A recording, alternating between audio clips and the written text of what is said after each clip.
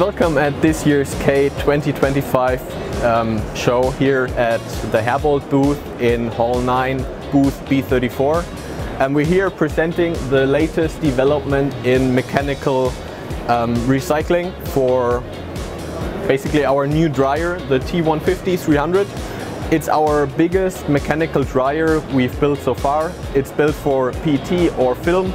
For PET we can reach throughput rates around 10 tons per hour with moisture levels around 1%. Or for LDPE film we can reach 2.5 to 3 tons per hour at moisture levels around 15%. The latest developments are, or the most advanced developments are a rotating screen and rotating brushes, which lead to a constant cleaning of the screen to keep the material floor on constant levels.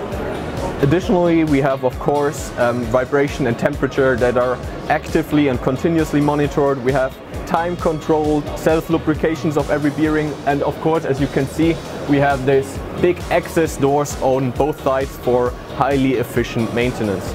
If you want to see it for yourself, come visit us here at the Herbold booth at B34. Thank you.